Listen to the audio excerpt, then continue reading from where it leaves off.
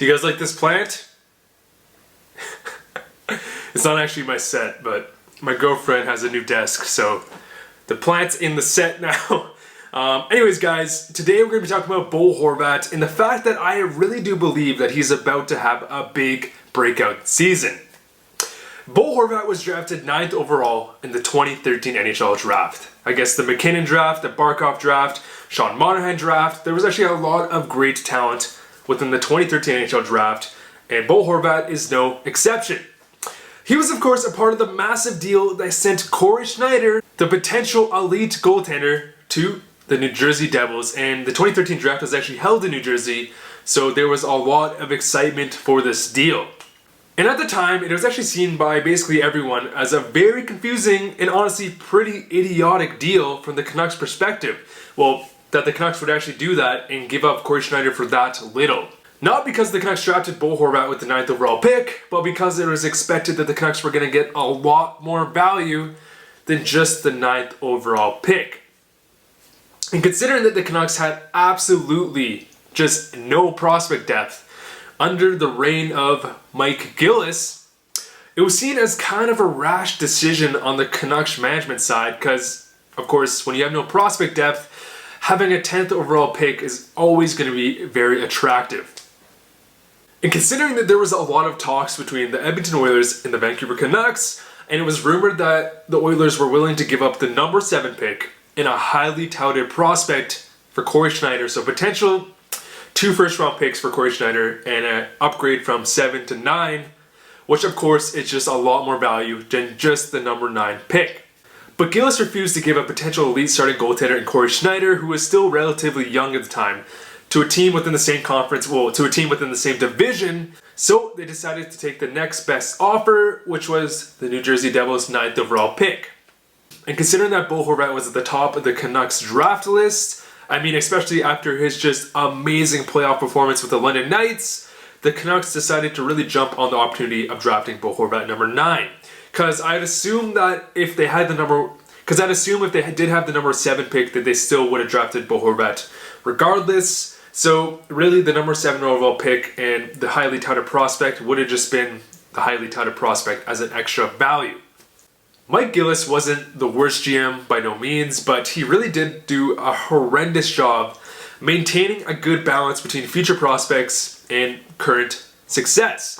Which is why when Jim Benning came in with his great, drafting track record, it was kind of a huge change in the tide because he went from having absolutely, no draft success to drafting, Elias Pettersson, Brock Boeser right off the bat. But I will say that Mike Gillis really did hit the nail on the head at drafting Bo Horvat at number 9. Because just pretend we traded Corey Schneider and we drafted a bust. That would have just been seen as a horrendous deal for a potential starting goaltender. We are now heading into the 2019-2020 season. And believe it or not, this is going to be Bo Horvat's 5th season in the NHL.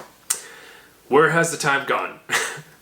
And throughout all of Bo's career, we have honestly seen a lot of development. He has had a really good continuous production and growth, and he's really leading the charge in terms of the future of the Vancouver Canucks.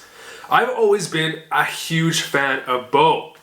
And like I just mentioned, I remember watching the Canucks I really started watching the Canucks around 2009. I watched Canucks my whole life, but when I started watching every single game, was paying attention to everything they were doing, was around, I would say 2009, maybe 2008, when they drafted Cody Hodgson.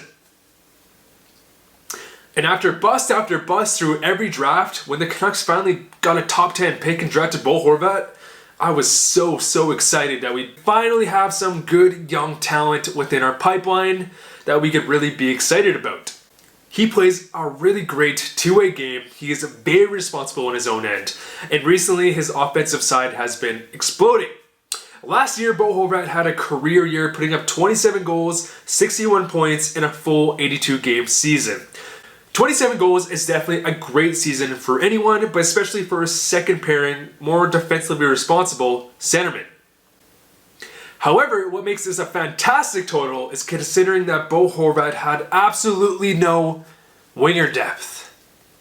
And I guess the fact that he was really heavily extra utilized for his more defensive side of the game this past season because of, mainly in part Well, mainly in part due to injuries of Beagle and Sutter, so Bo Horvat was our #1 shutdown defensive centerman, and he still put up 27 goals, which again is just fantastic. So again, Horvat was really utilized for his defensive side. I mean, he took the most faceoffs in the whole NHL by such a large margin. You know, our bottom 6 defensive centers were injured, and the fact that he nearly puts up 30 goals, it just goes to show that Bo Horvat is actually really underrated, and that is just a huge achievement. Last year, we saw many players around the NHL have big years in terms of point production. In fact, we saw many players have, I guess, just career years. And because of that, I kind of expect a lot of those players to start to trend down slightly. I'm not saying they're going to drop off a cliff, but you can't really expect every single player to have a career year and then for them to just keep going up. However, Bo's situation, in my opinion, is a bit different. Every single season Bo Horvat has played in the NHL so far has been much better than his previous one. We're seeing a very good, consistent growth throughout his whole career, even after facing a lot of adversity. He's the type of player that never gives anything less than 120% on and off the ice, and when you combine that with his good hockey IQ, you can only expect a lot of growth in a lot of different areas. A great example of Bo's development as a player is he had a lot of critics about his skating. When he was drafted, he was actually seen as a very average skater, which is a bit scary when you're obviously drafting a very average skater in the OHL with the 9th overall pick.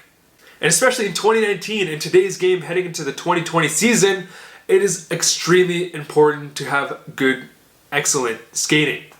10, 20 years ago, you could draft kind of an average skater and kind of work on slightly increasing it to the NHL level, and you're going to be fine. It was never really expected to be a huge area of growth after your draft. However, with Bo's workhorse mentality, he has strived to fix this, and honestly, today, he's a pretty excellent skater. He's not the best skater, but he has made huge strides. I would say he went from like a 5 to 6 to like an 8, which is huge growth. Because you can only expect them to grow so much after you're drafted. Skating is one of those things that slows down as you get older. And not to mention, it's also something that you just need to have been working on your whole life to get to the NHL level. So the fact that he made such a big jump in his skating in such a short amount of time is a huge achievement. And honestly, this is something that very few NHL players can do. But the biggest reason why I think Bo Horvat is going to have a career year next season is because of what the Canucks management did this offseason. The Canucks last season, like I mentioned many times before, had a lot of winger depth issues. However, this offseason, the Canucks have done a lot to fix this issue. Acquiring players like JT Miller and Michael Furlan is really going to help our situation. And so for the first time in years, Bo Horvat will have real winger support, which should take a lot of pressure off him and should therefore help with his production. And the fact that we should have a healthy Sutter, a healthy Beagle, Adam Gaudette, Zach McEwen, it should really relieve the defensive pressure that Bo Horvat was really relied upon. Like, guys, I can't stress it enough. Like, Sutter was our main defensive shutdown guy. He was injured majority of the season. Beagle was brought in to be more that center depth role shutdown guy. He was injured most of the season. Bo Horvat was put in a defensive role with no offensive scoring winger depth and still somehow put up 27 goals. I don't know if I'm being dramatic right now, but that is cray. And the fact that the Canucks special teams are going to be a lot better next year is just the cherry on top. I mentioned this previously before. Quinn Hughes, Elias Pettersson, Boeser, they're all just getting better. Bo Horvat is on a #1 power play, in front of the net, screening the goalie. It's only just the cherry on top, which is why I truly believe that Bo Horvat is on the verge of having like a 70+ point season. He had 27 goals, 61 points last season, or 62, 61, 60, something like that. Where is it? He had 61 points last season, and there's no doubt in my mind that the Canucks have not only increased their scoring depth, but Bo Horvat is still growing as a player, which is why 9 more points is very reasonable. 30 goals, 70 points, I think is very possible. Bo Horvat is one of the only young Canucks futures that got the real chance to play along to the Sedins. He knows what leadership takes. He portrays all the leadership qualities that you want in a captain in 2019. His work ethic, his good demeanor, he has it all. And his team really feels the way. The Vancouver Canucks really feel the same way. And multiple teammates this offseason have just commented on his fantastic leadership qualities, which of course is foreshadowing the fact that he is the future Canucks captain. I'm going to make a video soon discussing why I think Bo is the obvious candidate over other guys like Boeser and Elias Pettersson, because there's actually a pretty decent perception that Bo isn't the consensus captain. I think he is, and I'll explain it further in that video. But anyways, guys, let me know what you guys think about Bo Horvat. Is he on the verge, on the breakthrough of having that big breakout season? I feel like last season, he already took great strides on becoming a much better player. And I think he's only on the uprise still as the Canucks just as a team get better alongside of his growth. We are less than a month away from game day. I'm so excited, guys, and we're only a couple weeks away from training camp. I forget the exact date. Brock Boeser still isn't signed. What's happening? And I guess one last question, how many points is Bo Horvat going to put up next season? Anyways, guys, thank you guys so much for watching. See you guys later.